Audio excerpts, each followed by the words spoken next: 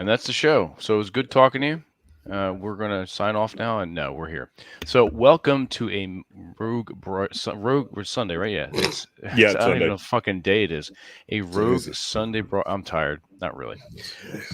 It's a Rogue Sunday broadcast. You kind of like lose time of the day, the dates. They all run together once you've reached 50. It's like everyone out there who's under 50. Once you reach Rob just had a birthday yesterday. Mm-hmm. He knows, so he has just no turned idea 71. 71. Plus, once you embrace Nick's philosophy of you're a piece of shit and get rid of all your calendars, I mean, it's really hard to keep track of the days. Exactly. So welcome to a Masculine Geek Rogue Sunday broadcast, just because we can. Thanks for joining me, gentlemen. How's everything with you? Pretty well. It's been a long day. Today's the day I'm usually up at about 4:30, 5 o'clock in the morning to go cook the books of a business here in town. So, it makes for a very long day. So usually 12 to 14 hours before I head back to the Castle Cousland. And I appreciate you staying up late for us. Oh, cool. Always worth it. I mean, absolutely. You get the chance to hang out with friends and drink. You hang out with friends and drink. That's true. When you don't, you're too old, or like Rob. You're Rob says, yeah. Which I can't give him too much grief. I'm actually older than he is. I think Nick's the only one older than I am. Rub that shit right in. Well, I'm not sure. I mean, we're pretty close. We're both in that. Nick is like 58, range. I think, right? I'm 36, but I act very old for my age. I'm very mature. You're very, very mature, and you got a coffee cup the size of your fucking head. Yeah. That's not the one you're sticking your dick in, though, was it? No, that's his truth mug. Oh, no, I stuck my dick in Ryan's mug and then Jack's mug. We're not talking about mugs here, are we? Huh? Jesus. We're just talking that mug. There you go. Okay, and you gotta fumigate that now. Jesus Christ. The gold member mug. That's right. So what are you drinking, Nick? Just water or tea or? I'm drinking sleepy time tea with some vitamin C and bourbon. You sound like you've got like head congestion. Mm-hmm. Well, I think I may have COVID again. I'm not sure. Jesus Christ! How do you? I'm kind of amazed. Yeah, it's kind of interesting. I've not gotten COVID at all, and everybody. I was talking to a doctor who, when I moved over to the West Side, he said, "Oh, you're going to get COVID, and so you're going to get immunity one way or the other without the vaccine." Mm-hmm. And God, the train's coming. And yet I haven't gotten it, but I know people who've gotten it twice now. The only people I know who have gotten it twice have all gotten vaccinated after having had it once. Right. Everyone I know who's had it once has yet to get it again, with the exception of those who have gotten vaccinated. Now, that's not 100% scientific or anything else. That's just my field observations from everyone I know. And I've heard that there's some research about that. And one of the things that was a concern was the fact that getting the vaccination afterwards could affect that. But I'm not a doctor. I only play one with certain women. And so, please do not assume that's medical advice or whatever. Right. Karen's on the internet. So fuck them anyway. Yeah. Whether their husbands like it or not. Well, I've got a friend who he works for the federal government. He's been vaccinated 3 times. He's got, the whatever the shot was, the 2-part deal, and then the booster or whatever.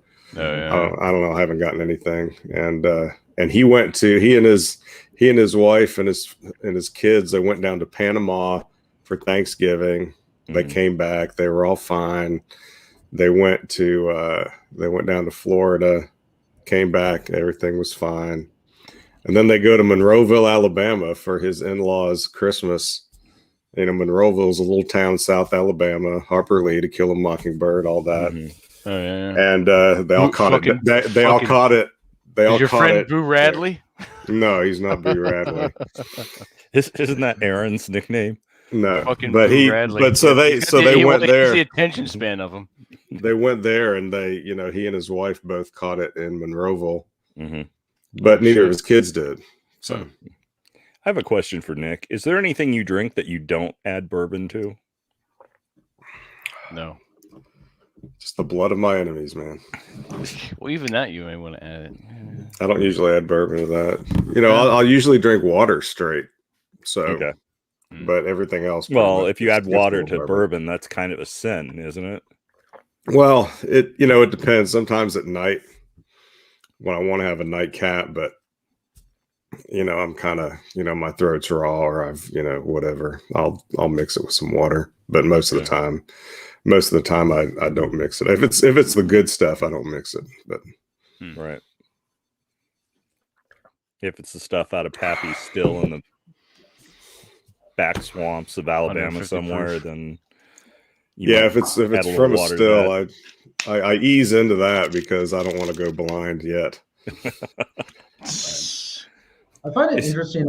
I'm reading a book about this kid who grew up in a coal mining town in West Virginia, and one of the aspects. This was obviously one place where there was a ton of moonshining operations going on, and I'm sure that there's a agricultural explanation for it. But I'm curious why there was so much moonshining going on in the South. I mean, that's where NASCAR racing came from, was from the bootleggers, but there doesn't seem to be as much homegrown moonshining in New England and in the West Coast. They mostly imported it from Canada. So I'm curious, Nick, if there's it's too fucking cold. Well, in the South, unless you lived in a city, you did everything yourself anyway. So that's really where it originated. It was just people living up in the hills or out in farm country. They weren't going to go into town just to get a drink. They're going to make their own, just like they grew their own food and all that other kind of shit. So it was just, I'm on my own doing my thing, and then it wasn't a problem until somebody made it illegal. It's really interesting. I have a relative. He's ironic. I guess not ironically, but he's a member of the National Prohibition Party. That is still an actual party in the United States. I think it's based out of Pennsylvania. And I was reading because I was visiting his house, and there was the newsletter that they send out that they have an actual college fund, like a fund that they give for people's education and all that kind of stuff. That was very quaint and very interesting. So I'm reading about them discussing their actual beliefs. And what's interesting is they say they're not against drinking. They're against the trafficking in intoxicating liquors. So they're saying you have a right to make your own liquor. You just don't have the right to traffic it publicly. And so I was thinking, well, I wonder how they would respond to people in the South, because they're all making, like you were just saying, they're all making their own moonshine. And so I guess their argument or their claim or what their mindset is if you're in New England or you're somewhere on the West Coast where most people are not doing that kind of stuff, banning trafficking in liquor is, would curb it a lot, but not in areas where everybody's making their own liquor. Their own moonshine. Everywhere else, people were more congregated around cities and towns, and down here, that's really, if you think it's really a fairly recent thing for there to be any big cities and big towns in the South. I mean, that's, last 100 years. So, people just, it wasn't even a statement of independence. It was just, a practicality. If you need some corn, you grow it. If you need some beef, you get a cow. And if you need some, or you shoot a deer, if you need some meat, and if you need some liquor or want some liquor, you either make it yourself or go buy it off of your neighbor, just like anything else, any other agricultural product. So it's, it's really encroachment on, once again, people just being self-sufficient and taking care of themselves. That is the root of all evil in that area, because, why should anybody really care? Right. Yeah, it's interesting how I'd also say, as far as stuff that goes on in parts of, I'd say Appalachia, really, I guess that those parts of the country are really, it seems like, in a state of, I don't know what word I would use other than all the different changes. Like, for example, I'm from the Seattle area. It's undergone so much change in the last You're from 20 Seattle? years. I know, it's shocking. Hmm. I'm doing this for the listeners who may be tuning in for the first time. Yeah, you're not Nah, nearly hipster douchebag enough to be from Seattle. Your beard isn't long enough. Yeah. And I'm wearing it unironically, and I also don't wear flannel unironically, and I can actually chop and stack firewood. Mm-hmm. Not as good as Safety Doc that posted up. But yeah, that man has some serious wood. Yeah. Whoa. Calm down there, Robert. Jesus. It seems like Appalachia, I was just reading about some of the stuff that's going on in that part of the country, and it seems like just change has not come there. And it's not an area where people are moving. And so I'm wondering how I know that other parts of the South, like Georgia, is not the same. That has undergone a lot of transformation in other parts of the South. So I don't know, Nick, what's your neck of the woods looking like as far as just, as far as change is concerned, how much of that has actually occurred in your local community?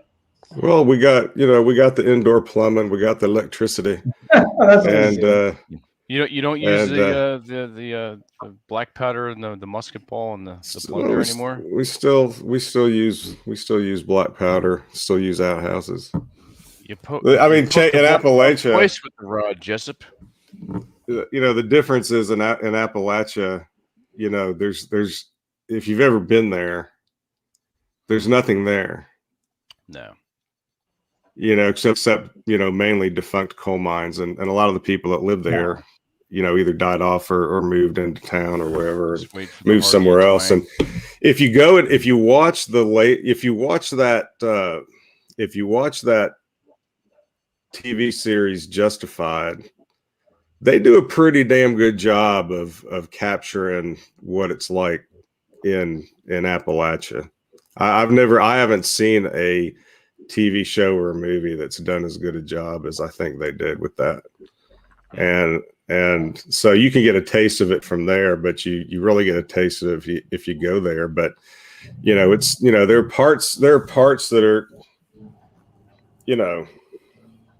I think if you want to look at it with a certain sense of irony, Deliverance did a pretty good job of capturing it too. Not necessarily from all of the the squealing part, but just the remoteness and the how conspicuous you are as an outsider. So you could go to, say, Gatlinburg, Tennessee, and everybody's visiting Gatlinburg, Tennessee.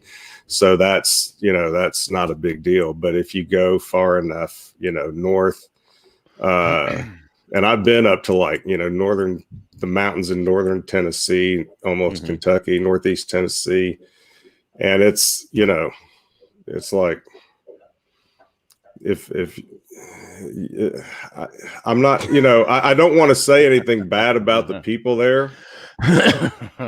Because it's really not any different than any place where there's a small sense of community and family and stuff that people just know that you're not from around there, and it's not that they're going to treat you badly, but you better not go there acting up either. So fucking inbred Jed.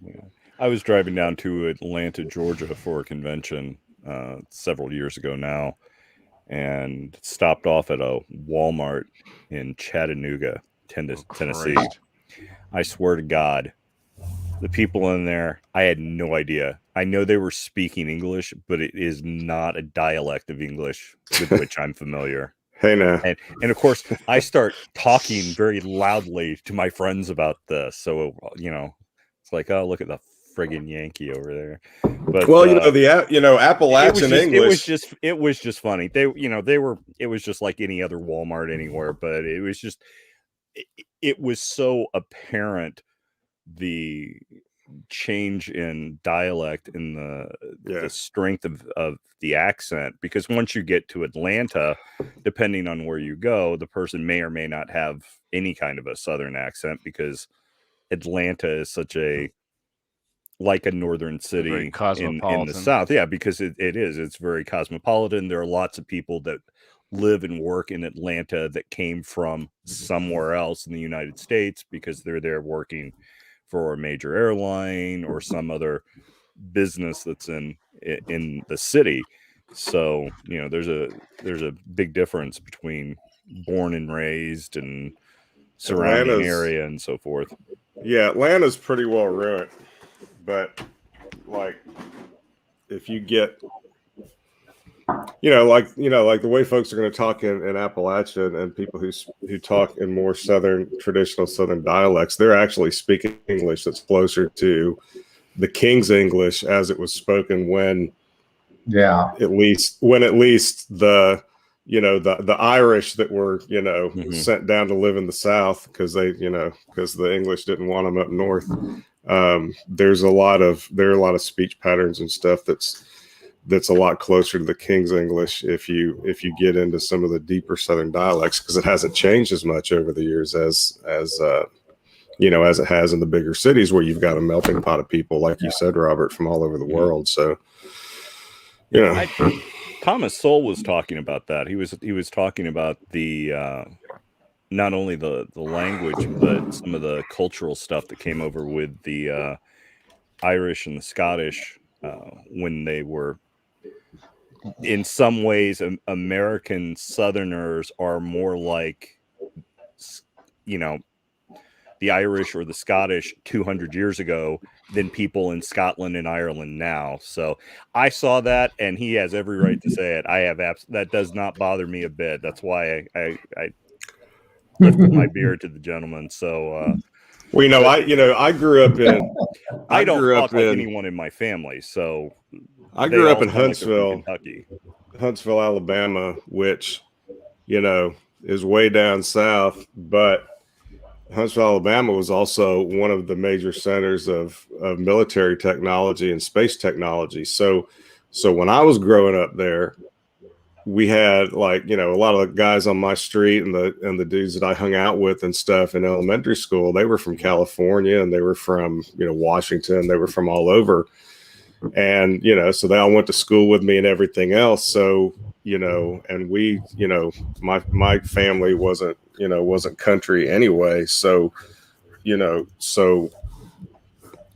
a lot different, but you listen, you can listen, people will listen to me talk and they'll, some people think I sound like a hick, but then if I'm shooting the shit with a bunch of my, friends who, pretty much lived in a town of 1,000 people their whole lives, they think I sound like I'm from New York City. So, that's all relative. Well, I know, but that's kind of my point. I mean, just listen to, you listen to me and KZ Howell talk, and we talk completely different. Worlds apart, yeah. But we grew up I don't remember if he grew up in Tennessee or not, but if he grew up in the part of Tennessee where he lives now, he and I grew up about, maybe a couple 100 miles apart, something like that.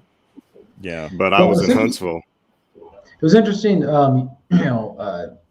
Robert was talking about how he didn't really understand some of the people that were talking in the store. This was years ago, and I've probably mentioned this before, but I had I think it was a TV media type person who was visiting my area and was talking to me and said, your area produces more newscast around the country than anywhere else in the nation. And I said, well, why is that? And they go, because the Cascadian accent is the most neutral accent of any. It's basically, I used to think when I was a kid. What's so funny? Ooh, scorch that shit up. The Tale of Mrs. Joseph, and your mother plays a very prominent role. I was waiting for that. we were talking about Amos's mom before on the D&D game, I think, or before. Yeah. Well, when aren't we talking about Amos's mother? Yeah. So anyways, they said that our accent is one of the few that's understood in every single part of the country, and also it's not distracting. Whereas if you get somebody, only in certain circumstances do you have a newscaster say, on the West Coast who has a really thick New York accent. you can do that, but that's got to be part of their trademark personality. Like we have one guy locally, his name is Vinny, and he's like a food or something like that. Yeah, he literally looks like a Vinny from New York, which is why it fits the role. Fortunately, there aren't too many of those, right, Vince? Well, that's what's really, well, not really. Thank well, God.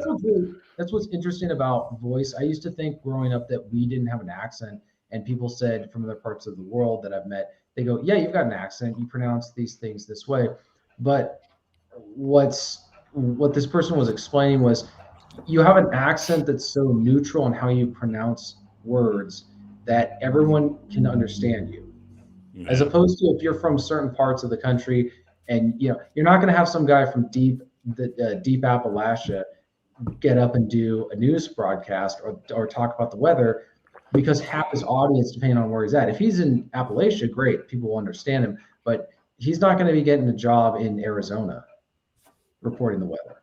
Yeah, and I used to work for a company that was based up in New Hampshire, and I spent a lot of time in New Hampshire and Maine from 2010, 11 until just a couple years ago.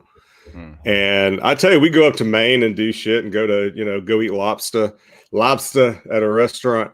And I'm telling you what, like those Maine folks, and it's not so much even, I think, accent, it's cadence and rhythm, but there were people up there in Maine that I couldn't understand them. They couldn't understand me. I mean, it was, because, those Maine folks and those, upper New Hampshire folks, they have a cadence all their own.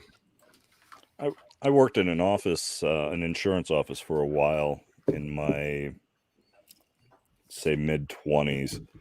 And one of the ladies with whom I worked was from Jamaica, and she had immigrated to the United States a year or so beforehand. And I was working in an area near her one day, and out of the blue, she just asked me if she could ask a personal question. And of course, I was like, what the hell is this going to be about? And apparently she was curious if I'd been educated in England, because I didn't speak English like anyone else around town with whom she was familiar. And she's like, you speak English very properly. And she thought that was kind of funny, because most people in Indiana have, depending on where they're from, will have somewhat of a more rural or Kentucky-like accent. Your mom coming on too? Yeah, let me. My girlfriend, she's from way out in the country, and when she talks, I mean, she talks. I mean, and unlike me, she hates it out there. She never wants to go back. That's one of the reasons why we, aside from all my rules, we can't live together. Because I'm like, I'm living next time I buy a house, I'm moving even deeper into the woods than I've ever been before. And she don't want to have any part of it. She likes to travel. She likes cities. She likes all of that. But if you hear her talk, she sounds like, she talks like Daisy Clampett. Oh, Jesus. I like that though. That southern twang on a girl is growing on me. I wonder why. Right. So when we come down to Texas to go boar hunting, are we going to get to meet the tomboy? There's a pretty good chance of it, especially because she'll be standing by waiting to clean it. There you go. She wants that boar skull, man. I'm not going to say no. I want to say, hey, kid, because I'm not going to clean it myself. Just killed the damn thing. I'm relaxing. Yeah, she'll either end up with boar skulls or one of ours. So, and if it's anything like a D&D game, it'll be Amos's. So, right. Exactly. Or whoever's working with Amos. As long as the collection grows. Ain't no healing potions out there. Mm-hmm. I mean, I like that's one thing. That's one advantage you have from being from the South is everybody underestimates you. So you just gotta. I just take advantage of that. It's just rope-a-dope. Right. Is what it is. That's the way I handled business. It was all rope-a-dope. Yeah, just think I'm a dumb hick and well, that's it. Some accents, you know. some accents to certain people just sounds fucking stupid. I mean, you're not, but just like oh, this dumb motherfucker, and they're the most intelligent people you ever meet. It just the way that it's the way that culture is shaped around us, and the way that we think, and the way that media portrays, for instance, Southern people. Often they portray them as hicks or retards, and it was probably a component of. I'm sure it was a component of like cartoons or whatever. It probably Warner Brothers had a lot to do with that too. Yeah, that's fucking Yosemite Sam and Foghorn Leghorn. You stupid idiot! You got a hole in your glove, son. I keep pitching them. You keep missing them. That's the thing, though. Everybody I grew up with, like nice kid, but a bit dumb, but a bit slow. Stuff like Tombstone, where like everybody was a bit slow. Let's see, nobody, when I grew up, we weren't sitting around going like, how dare they, make fun of our culture or anything. We just thought we thought it was funny as shit. Yeah. Right. Yeah. There was no. We're like, hey, I know a guy that talks like him.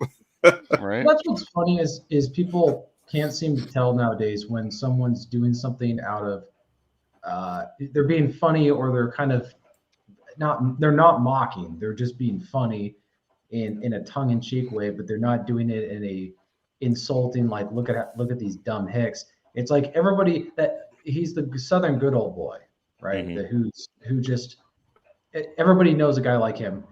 And so I think that's what we've really lost is this ability to just poke fun at collectively as a country. We can't poke fun at ourselves. I mean, I watch some of these old cartoons and the amount of jokes that they have about different groups that it's obviously based on stereotype, but it's just funny. They're not doing it like, oh, these people need to be exterminated. It's based on a common observation that you've made of a certain group of people.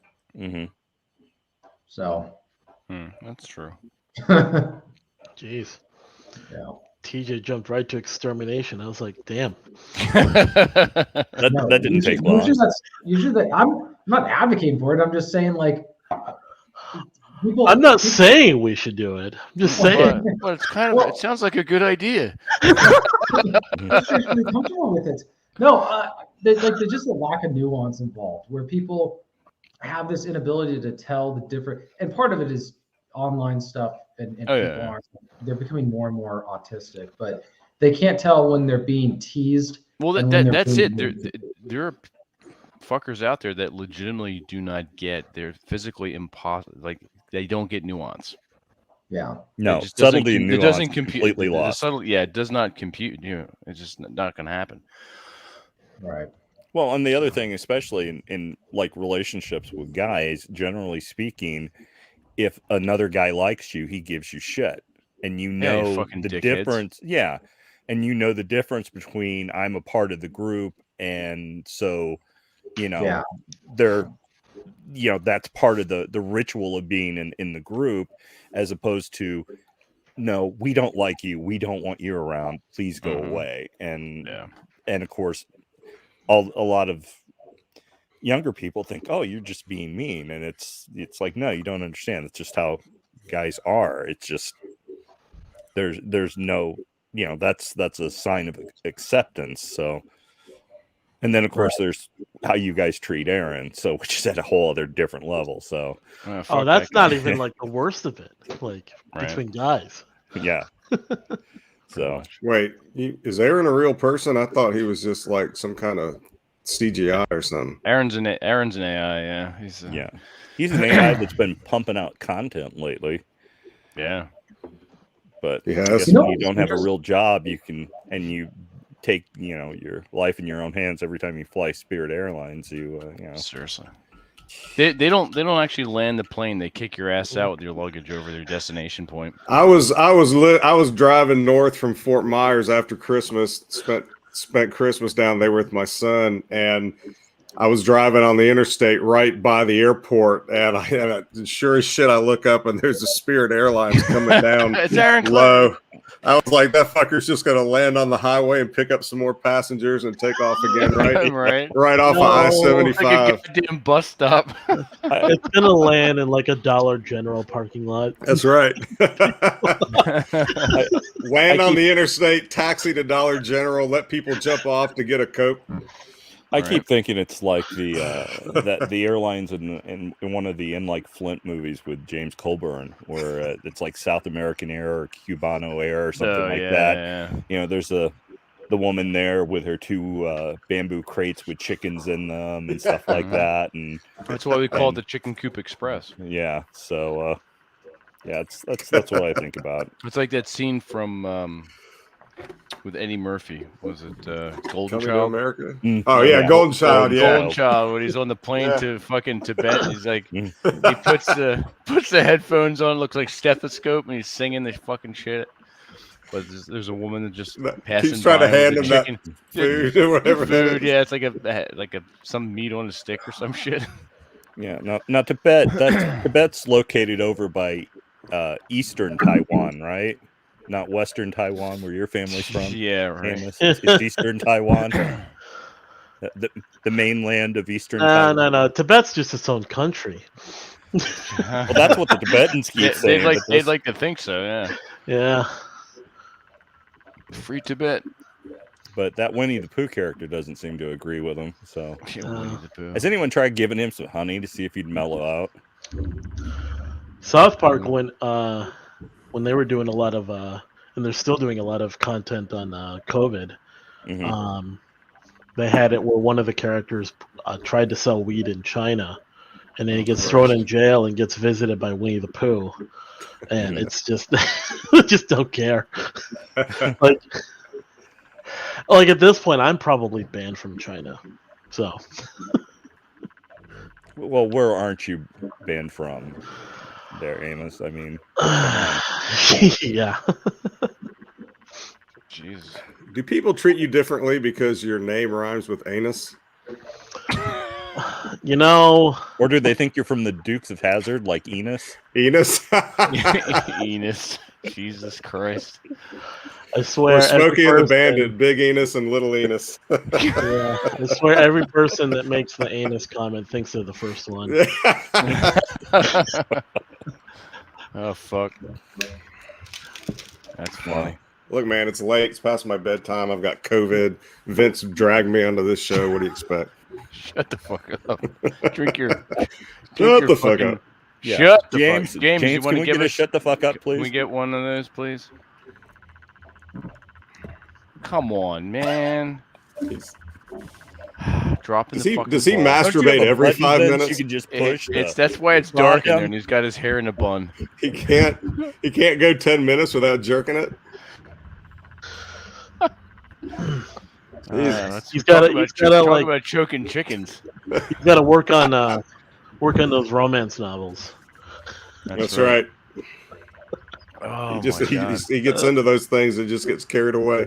That's it. Just the tide takes him. Lets his hair down. Exactly.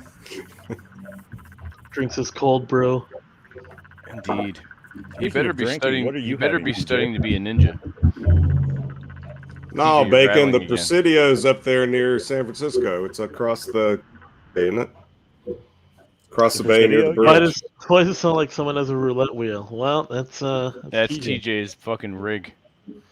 Well, what? Your shit. Your fan. Your fucking.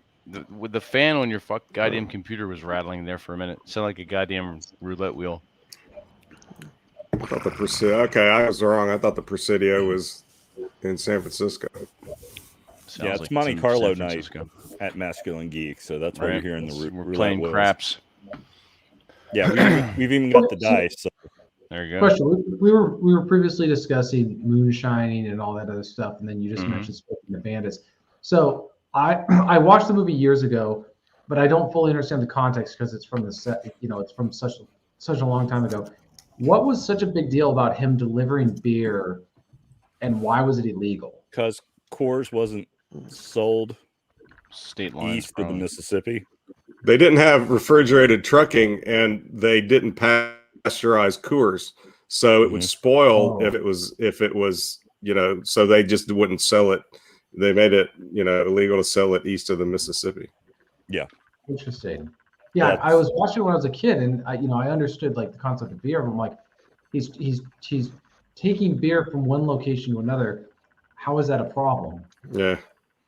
And then I don't know. Ask George Washington. Oh, wrong. Sorry. No, I'm not sorry, really. Yeah. Speaking of drinking, you didn't answer my question, TJ. What are you having? Oh, so I'm having a combination of Caribbean black spice rum and a ginger ale, or ginger beer, ginger ale. I like my beers like I like my women. I'm just kidding. No, you're not. I can tell by the crimson glow of your cheeks. You're not kidding at all there, TJ. Wait, you like your ginger ale like your women? $1? $1. I buy that for $1. As long as they love TJ long time, it's okay, right? Thanks to Biden, it's no longer $1. It's $1.70. Jesus. Damn. That's a good woman, $1.70. I know. You can get you some good loving for $1.70. Yeah, for about 2 minutes. Well, do you need more than 2 minutes? I don't know. Ask TJ.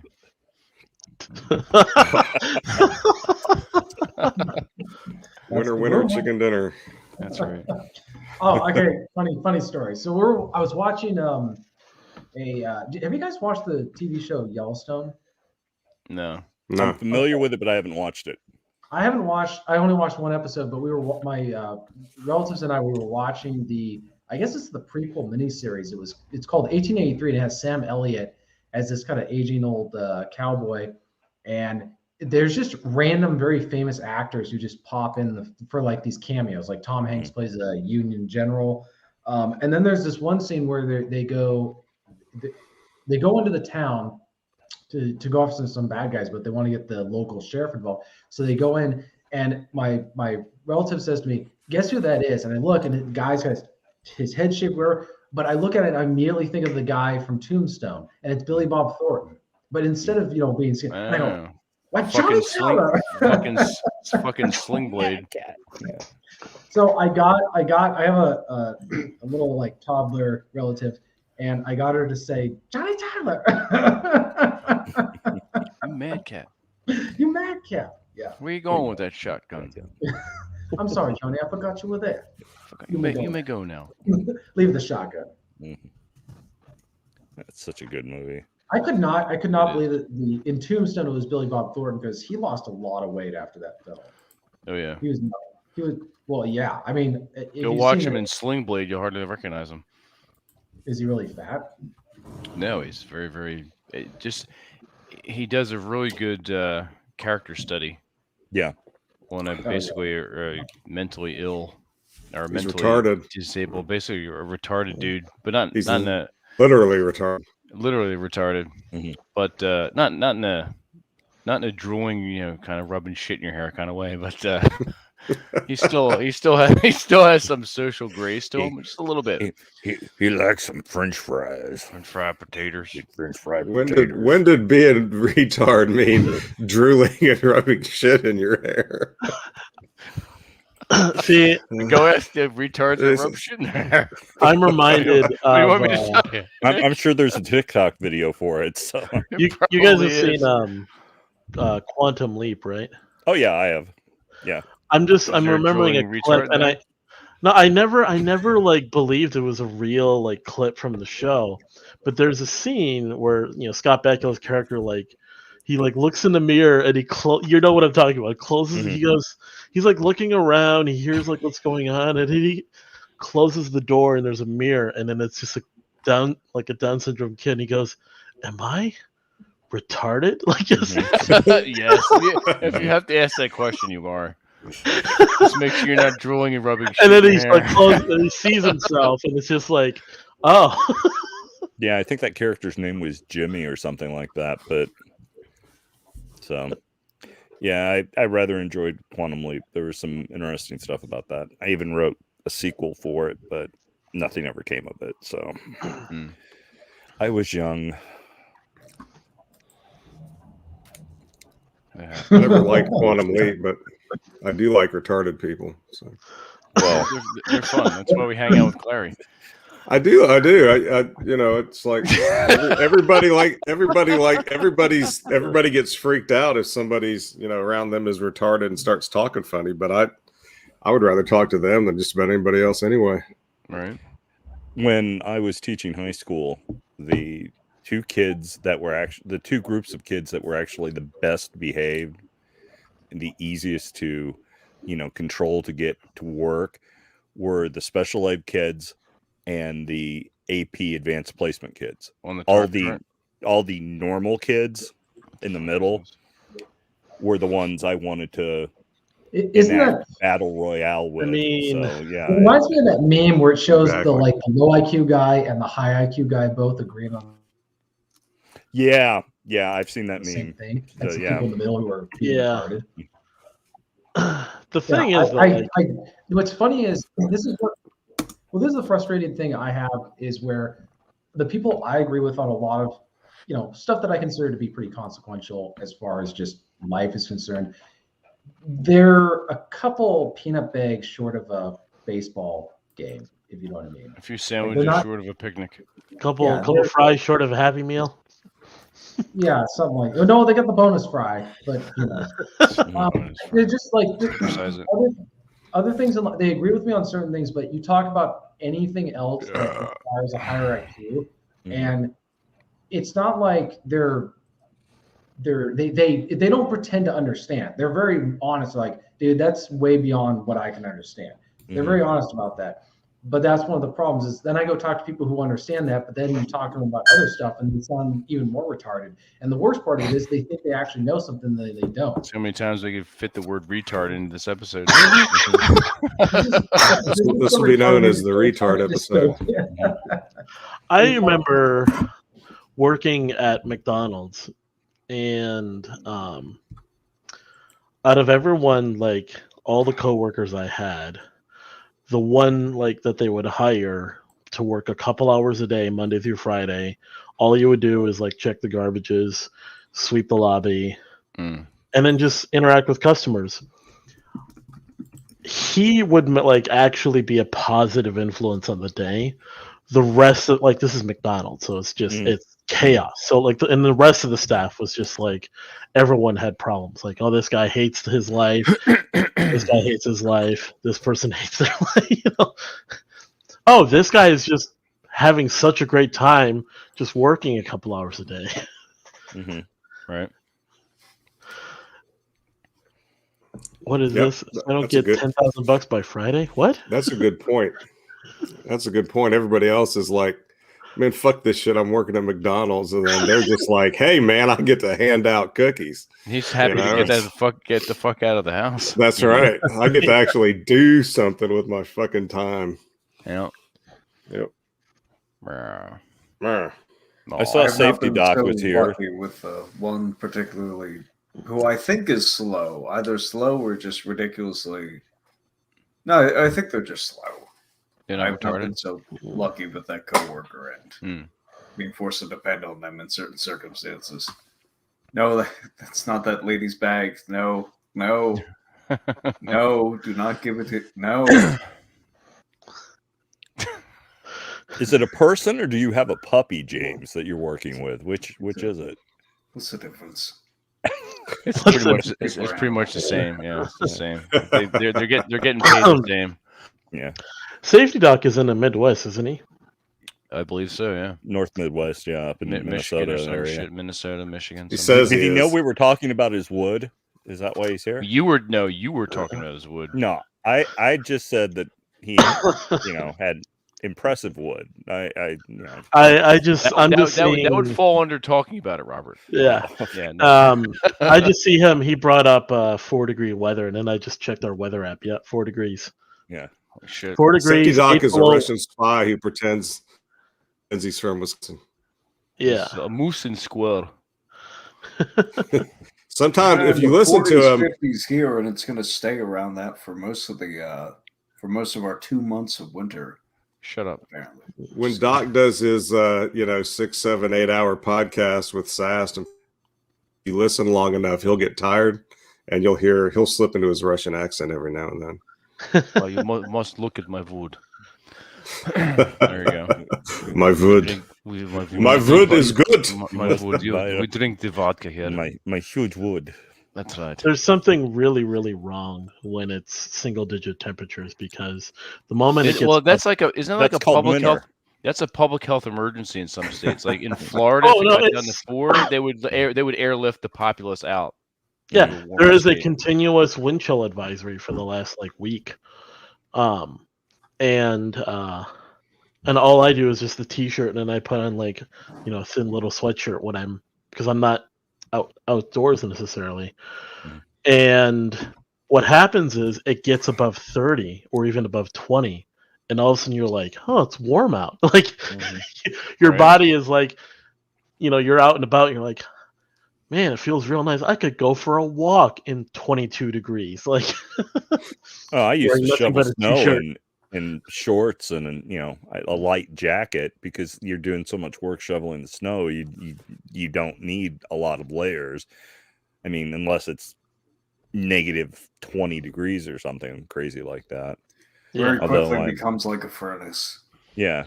Except for whatever is getting the most exposure to the cold.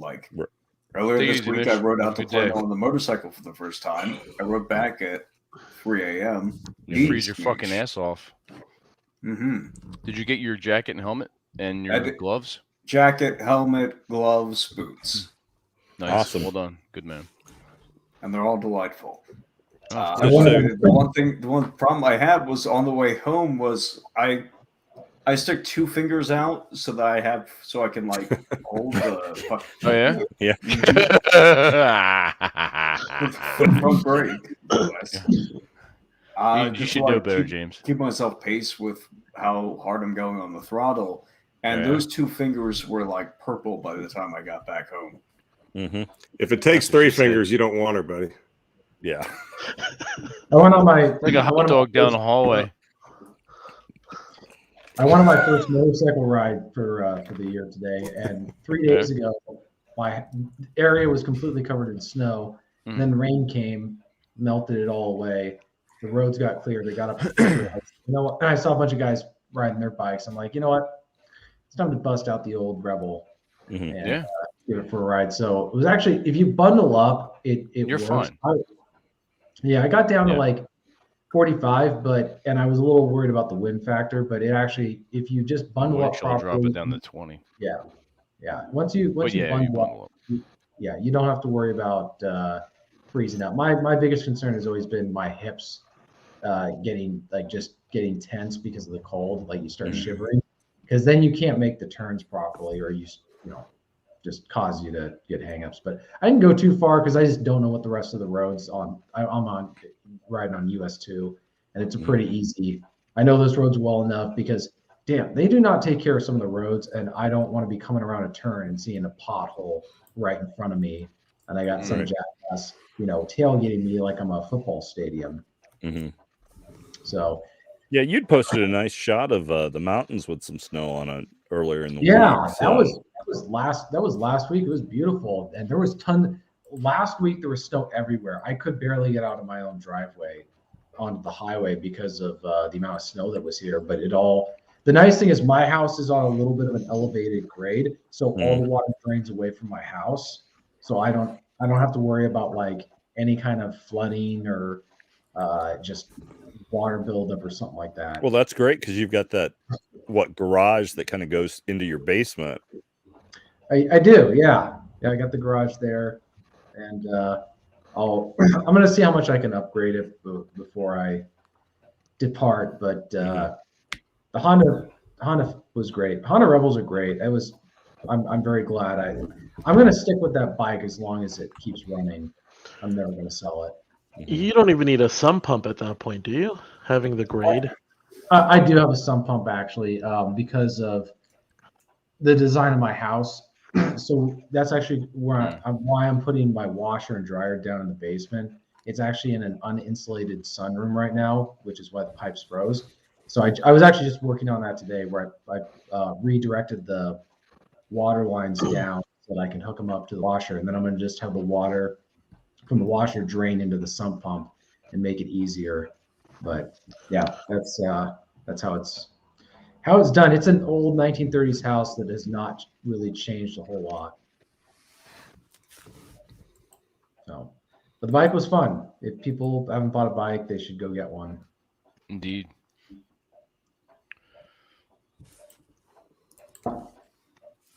So how are you adjusting to those Texas winters, James? Pretty easily. The one issue I'm having is related to the wind chill issue. It's not the chill I'm worried about at this point. It's the wind just buffeting me back and forth a little bit. Mm. You know? Yeah. But besides that, the only bike. downside to the Texas winters is I'm spending more time inside. I wanted to do a little bit more hiking and fishing than I did. Mhm. The fishing's not as great as down here when it's cold. The fish don't want to play.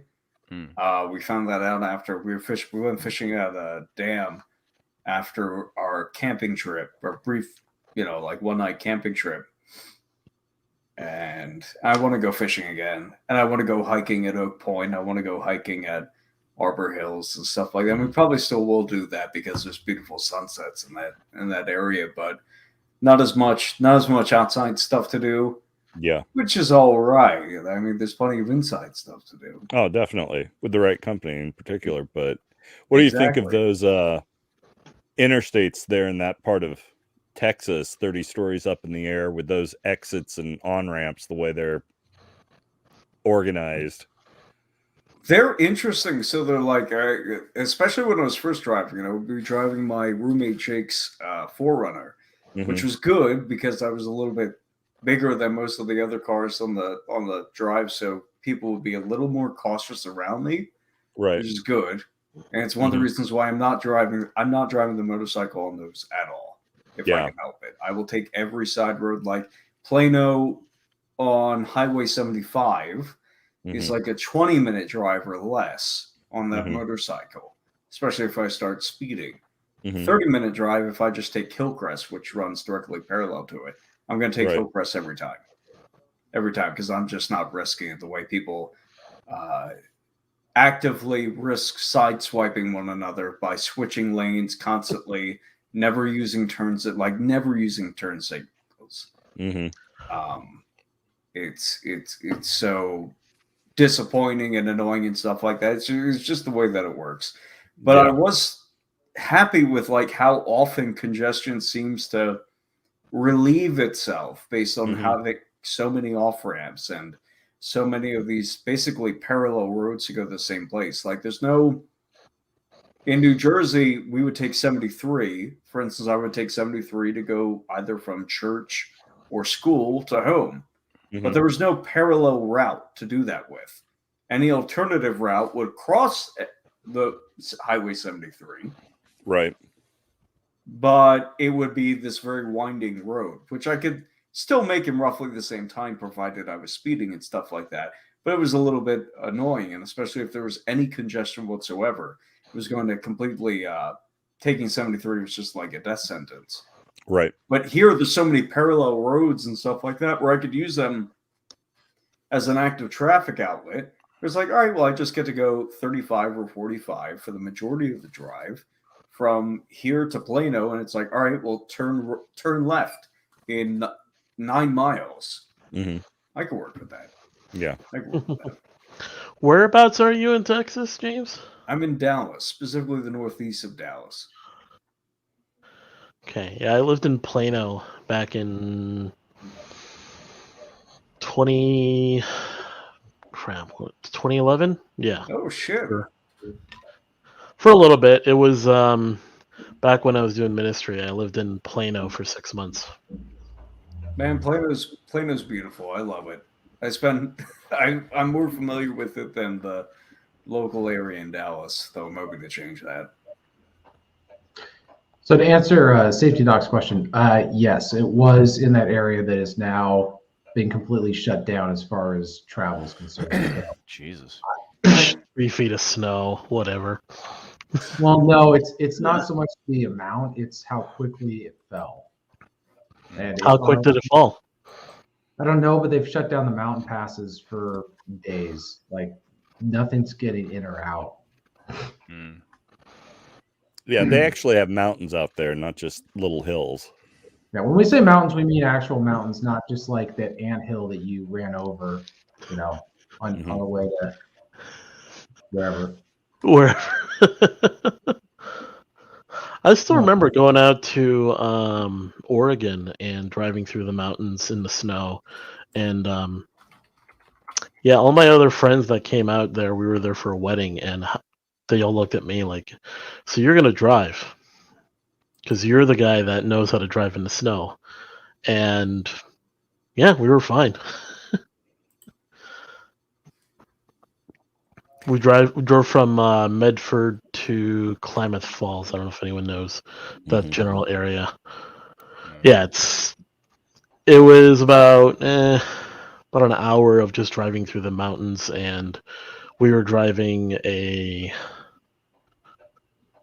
what was it? It was like a little Dodge car, and they at the rental agency, there at the car rental, they're like, "Do you need chains?" And then I was like, "Well, how much is it going to cost? What's going to cost this much more? Do we really need it?" I looked at them, and they're like, "We recommend it." And they're like, "Well," I just said, "Nah, we won't get them." We were fine. All my friends were holding on for dear life. We're going 40 miles an hour through mountains. The road is pretty much ice. Yeah, I remember the first time I drove through the Sierra Nevadas. It wasn't icy or snowy, fortunately, but it was late at night, and I had been driving pretty much all day from, say, midway through Iowa all the way into California on I-80. So I'm driving through the Sierra Nevadas at night, and all I see is little reflectors off on the side of the road, and it's like a slalom course going down the mountains into Sacramento. And I am dead tired, but there's absolutely nowhere to pull over. And so I'm telling my buddy, it's like, yeah, as soon as I get down the mountain and we get into Sacramento, you're going to have to take over because, it's all I can do to stay awake. And it's just, and he's like, yeah, no problem. This was like back in 93, right after I got out of the service. And we get to Sacramento and do the thing, and then we're leaving. And when we were driving out of California back through the Sierra Nevadas, we're doing it in daylight. And I see that on the other side of all those reflectors was nothing but abyss into, huge crevices in the mountains. And it's like, well, I'm glad I was driving that sleep deprived and tired and everything else, because there were no guardrails, no nothing. You went past reflectors, you disappeared. And what's scary about that is it was just a few years ago. One of the members of the 60s group, Iron Butterfly, the band that did the song Inagata Devita, disappeared. He was a tech guy. He supposedly had made some kind of discovery, was really excited about it, and then disappeared off the face of the earth. And there was all kinds of theories about the government doing something with him and UFOs and everything else. And like a decade, 15 years later, they finally found his body. And, it was basically in one of those gorges somewhere in the mountains in California, where he went off the road and the car went down in one of those huge crevices. And that's where it was for the last decade or so, until they finally found the wreckage of his car and his decomposed remains. So yeah, it's some serious stuff out there. You hear people on the East Coast talk about the mountains and the Appalachians. There are some parts that are pretty impressive and certainly beautiful, but the Rockies and the Sierra Nevadas and all that, it's a whole other level out west. Majestic. Yeah, it's absolutely gorgeous. That's why I want to live out that way, even if it means being closer to Aaron. I've come to like really enjoy long drives, and actually developed a bit of like just. Some people have said it's like they just can't understand like how you have the endurance to drive 10, 12 hours in a day. And I remember kind of learned to get used to that. I remember going out to Salt Lake City for the meetup that we did. And the drive itself was fine, but there was just a weird sense of isolation because Minnesota, like people anyone visiting Minnesota would say, oh, it's so weird. You got all these areas where just like, it's either a lake or it's a cornfield because they're used to like states that are so heavily populated. Well, I thought like Minnesota was pretty sparsely populated. Then I went through Montana and I think even Wyoming, especially in the dark. Remembering when I was going back home, how there would just be 40, 50, 60 miles of nothing. Like, I mean, there'd be people probably out there somewhere, like off the road, but it's just by the road, you're just like, there's nothing. If anything would, what's that? Did you drive through the salt flats when you were in Utah? No, no, but just where it was just pitch black. If I would have to pull over at like it wasn't even like a rest stop, it was just like a part of see road all the stars too. Yeah, and then I'd pull over and then I'd turn off my lights and it's just pitch black. That was like, if anything just in my head, if anything happened out here. Did you have a flashlight or anything other than your phone? No. That'd be a no. Yeah. Well, that was what really freaked me out when I was when I had that deer take out my mirror. Oh yeah, that's right.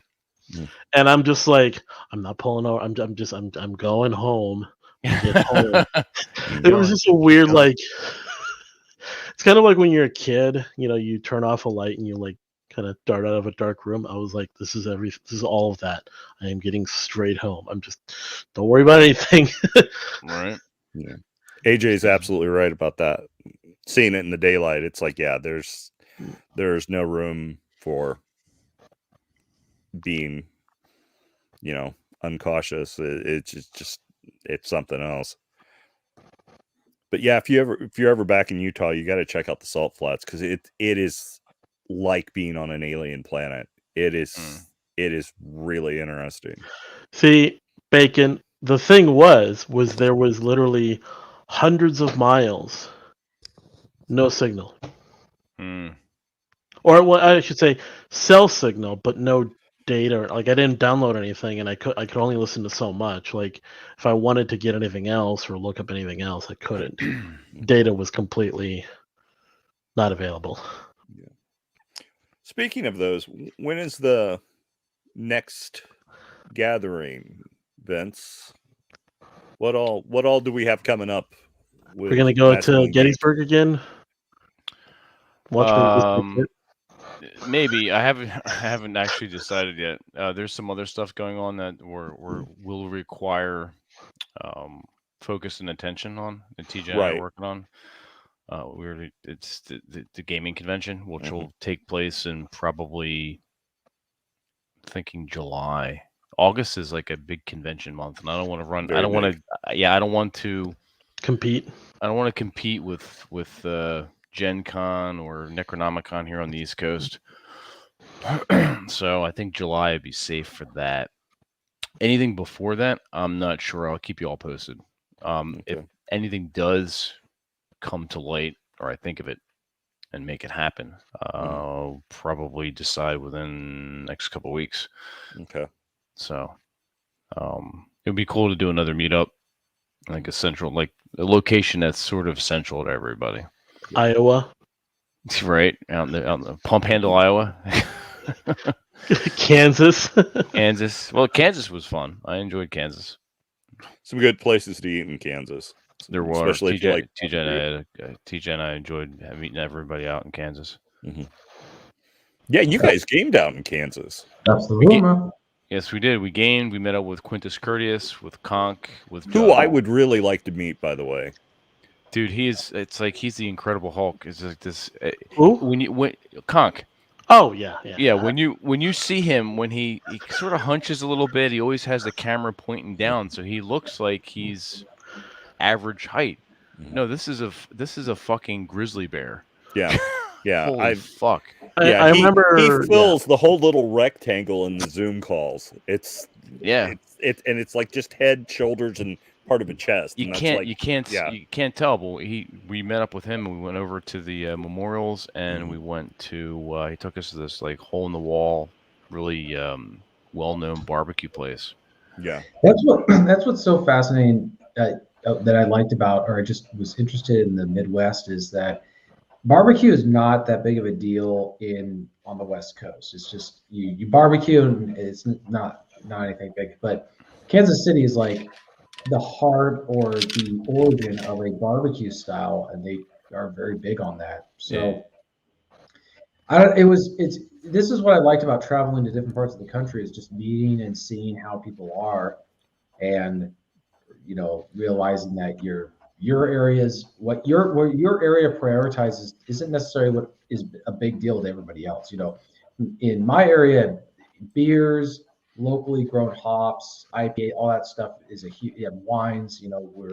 That's a big deal for us. But barbecue, it's like whatever. Like a barbecue's a barbecue for us, but for other people, there is a difference between Southern barbecue, Kansas City barbecue. Well, Texas barbecue, yeah, it's all very. That's why when I hear idiots on Twitter and elsewhere talking about America needs to be more diverse and we need more diversity, and it's like, have you ever left your city? Have you ever traveled to a different state? Exactly. Yeah. Because stupid. Well, okay, James, you're now living in Texas. How much like New Jersey is it? You're muted. Can't hear you. I don't know why I was muted. It's extraordinarily different from living in a city. Mm-hmm. And I used to live in the Pine Barrens, so these are two related. Mm-hmm. To some degree, my culture was a parody of the culture I'm living in now. Mm-hmm. But it's completely different. The way people talk to one another down here, the way they act, the way they behave, the understood social. Like, here's an example. Here's a specific example that I can actually nail down on. Down here, passive language, rather than being an aggressive format, is a little bit more of a patient format of speech. Mm-hmm. Right? So somebody says, well, when you go over, if you do something to someone, you want to make sure that you then do this. And to me and Vince, that's extraordinarily, like, if you read that over text, this person's being very passive aggressive. Mm-hmm. And they're saying fuck you without saying fuck you. Right. Down here, it's a very patient format of speech. Mm-hmm. Right, and that was my first really big culture shock. Mm-hmm. I could pick over other small things like the fried chicken tastes different down here. The batter makes it. Have you eaten at Babes yet? Say again? Have you eaten at Babes yet? The fried chicken at Babes? No. I've eaten at Cane's. Okay, you've got to go to Babes. You got to have the tomboy take you to Babes. You need to make that happen, James. I'll have her do that. Yeah. I'll have her do that. I'll tell her I found out. I'll tell her I found this new place. Never want to try. It just opened up. I just like the roads in Texas, to be honest. Like going from Minnesota and just the constant road construction we have and the patchwork they do on the roads to fix potholes. And then going to Texas, I was like, wow, I can drive and I don't have to worry. Like, there's no random bumps. It's just smooth. Plus, like, especially just because I can feel it on that fucking bike. Mm-hmm. Anytime I go over like a manhole cover, it's like, whoop. Yeah. Oh yeah, That's gonna be scary with somebody on the back. Well, you get a little more weight, which is helpful. Yeah. And then I think, yeah, any pretty much anywhere I've gone, it always feels like I'm like, it sounds weird, but to me in my head it's like, I know I'm still in America, but this is a very different place. Yeah, it is, and even going from Indianapolis to like Southern Ohio, it's once you get into Southern Ohio, it's almost like you're getting in, depending on where you're at in Southern Ohio, it's like getting into the Appalachians. Because it's that. I'm just kidding. Well, big reason is sex, but there's other places I've gone for that as well. But there was a time in my life that I liked having the women in my life in other states, because if they're in other states, then that means they're not here monitoring everything I do and with whom I'm doing jurisdiction. So it's keep them at arm's length. Well, arm's length hell, keep them across state border length.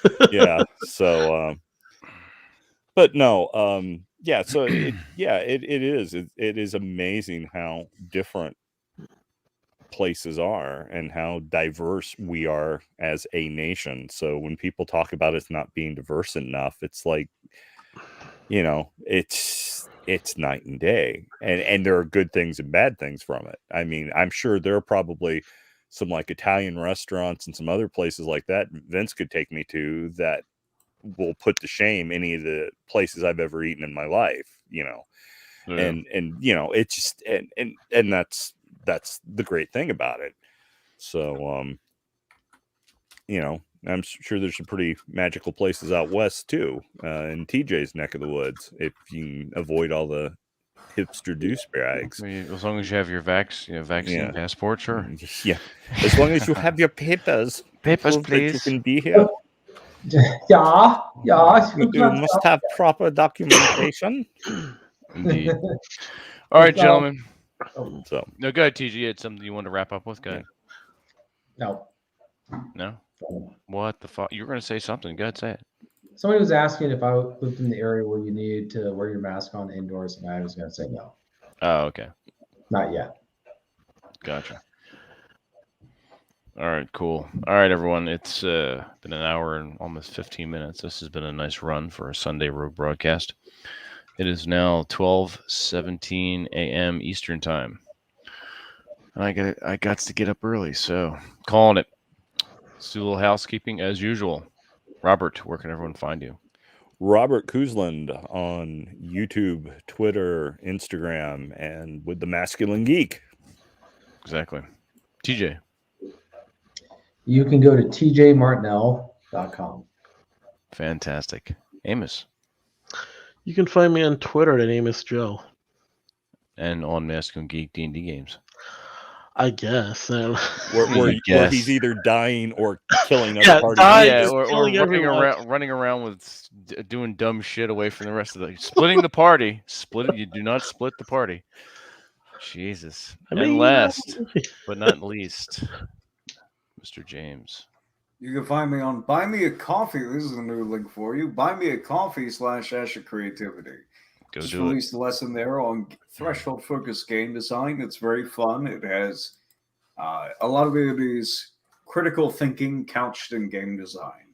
So it's a lot of fun to read, and it has broad principles that you can apply to other areas of your life that I think you folks would enjoy. So, and the design lessons are free. So go over there, subscribe, throw me a few bucks if you like. So it's buymeacoffee.com /Ash of Creativity. /Ash of Creativity, exactly. Okay. All right, cool. And then you got the new romance novel, right? Yes, it includes a protagonist with a man bun. James, hit us with a shut the fuck up. Shut the fuck up. There you go. Fantastic. All right, TJ, take us out. All right, boys and girls, keep the fires burning, keep the wine flowing, keep the lead shooting down range. Don't take any wood nickels, and don't drink all the rum.